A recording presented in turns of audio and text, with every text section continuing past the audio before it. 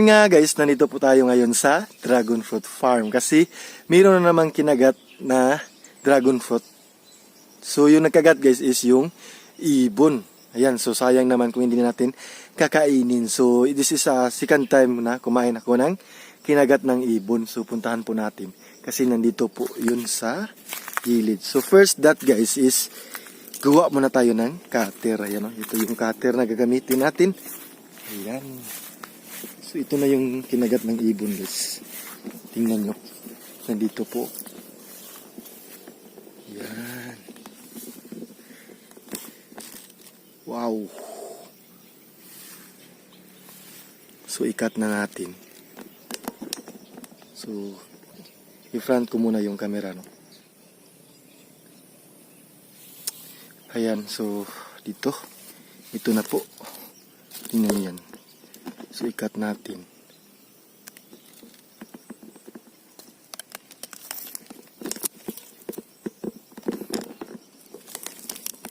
Ayan. Wow. Kinagat talaga siya ng mga ibon. Oh. Tapos mayroong mga langgam. Tingnan niyo yung weather. Oh. Parang uulan naman ngayon. Napaka-healthy yung mga dragon fruit namin guys. So ayan, dito na tayo. Let's eat na. Kakainin na natin to. So parang snack ko rin yun guys. So ayan, ito na po. Ito na po yung dragon fruit natin. So first guys, cut natin muna yung mga kinagat ng langgam. No? Kasi nga, baka makain natin yun. So ganyan lang. Cut natin para hindi tayo kakain ng kinagat ng langgam. Kasi masama yan, baka may germs. Dubli ingat na tayo. Ayan. Ayan o. Kadakog pahak. Okay lang, kunti lang yung makain natin. Kasi nga, kinain natin is kinagat ng langgam. Yan, ito na.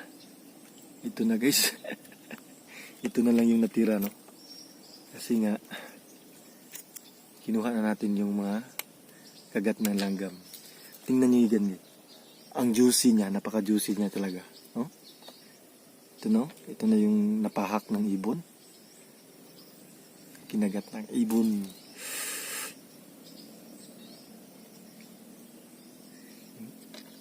Tingnan nyo. Ang daming nasayang. So, ayan guys, let's eat na. Kunti lang yun, no? Parang half na lang. Kasi nga, kinagat eh. So, yung ganito lang guys, yung pagbalat, no? Wow. Kain na naman tayo.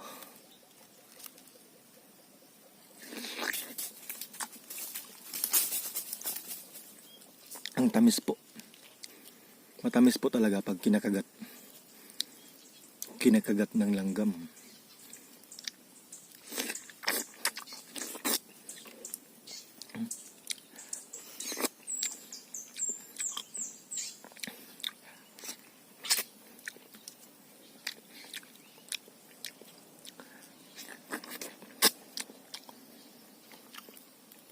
Ayan o.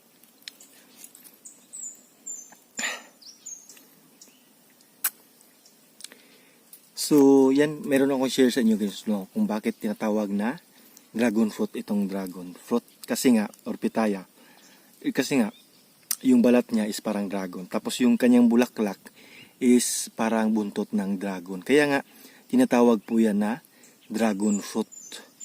At saka natatagpuan po ito nung unang panahon sa Southern Mexico at saka sa Central America. So, pero ngayon is matatagpuan na po sa buong bansa. Ayan. At saka ang daming health benefits nito.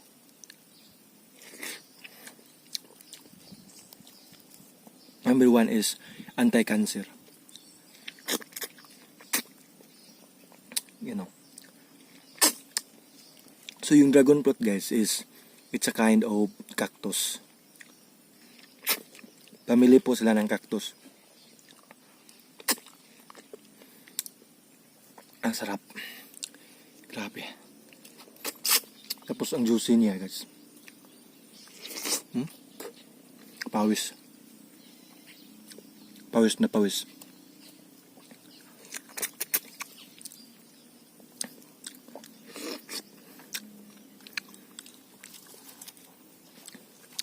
Iba, promise guys, iba po talaga yung kinakagat ng langgam or yung ibon.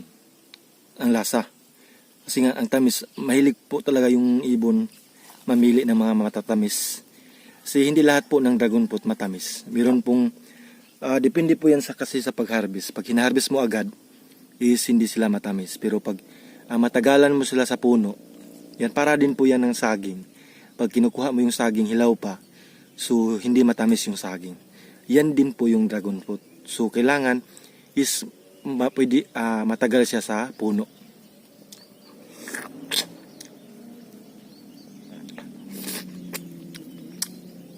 Grabe. So pangalawa na ko itong kaon. So yung first video ko po is yung kasama ko si Tatay Andres dun sa ubos. Dalawa po, kaming dalawa kumakain ng dragon fruit na may kinagat na ibon.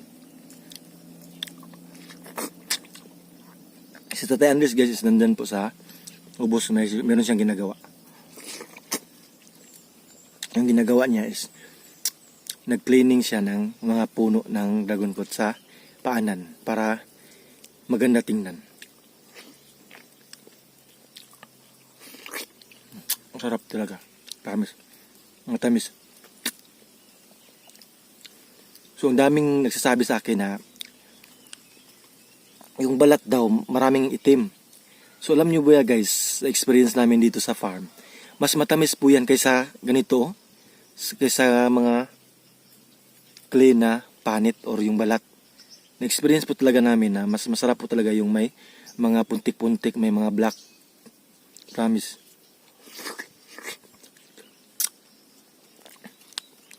Kung nandito pa lang kayo guys, no? Hindi kayo magreklamo.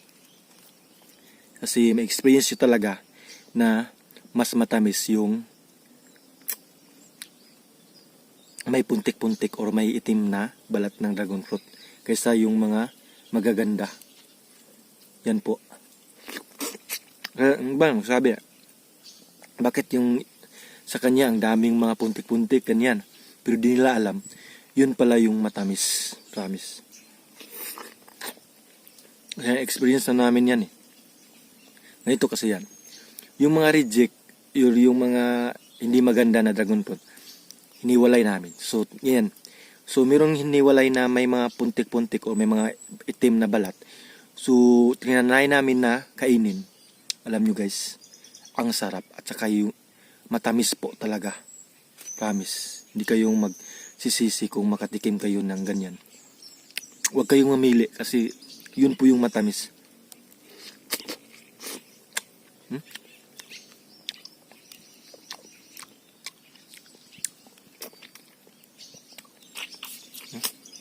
Ubus ko na guys.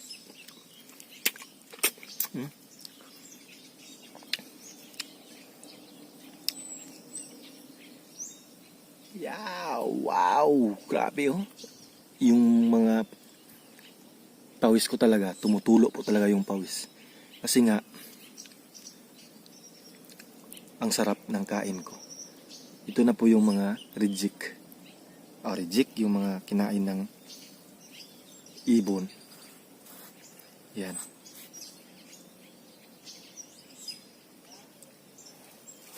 So ilagay ko muna to sa puno kasi para magiging fertilizer. So yung puno na yan, yan po yung puno ng guava or bayabas. So dyan natin ilagay. Kasi meron ang dami mo niya. Meron siyang bunga. Meron siyang tanim. Meron po ditong kay mito. Ang lusog nila kasi nga yung mga balat namin na kinakain, yung mga papaya, dito namin ilagay sa ilalim ng puno ng itong bayabas. Tingnan nyo. Yan merong saban na. Ito, saban na to. Merong kay mito. Yan, kay mito. Yan mga sabana, ang daming balat ng dragon fruit. Kasi yung mga kinagat ng ibon, diyan namin ilalagay. Ni Tatay Andres, kami po kasi yung kumakain ng mga kinagat ng ibon. Ayan guys, busog na po ako. No? Ang sarap talaga pag kinakagat ng ibon. Hindi masayang kasi nga kinakain namin ni Tatay Andres. Ayan guys, once again, maraming salamat po talaga sa walang sawang sumuporta kay Tips Mayo. Inuulit ko po talaga parati na maraming salamat guys. At saka guys, for more videos all about dragon fruit, yan, i-check nyo lang po sa aking YouTube channel, nandun po yun lahat, playlist. Yan. At saka don't forget to follow me on Facebook page. Tips Me You. Tips, me, tapos you. Yan guys, so maraming salamat po. Yan. Busog na po ako. Ingat. See you in my next video yan.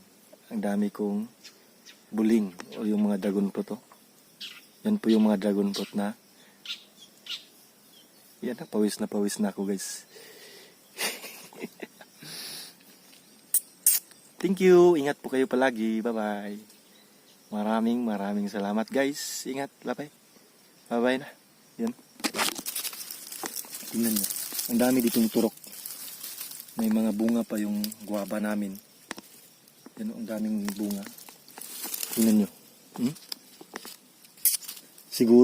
Dahil siguro ito sa tinatanim namin na nilagay namin ng mga hinog.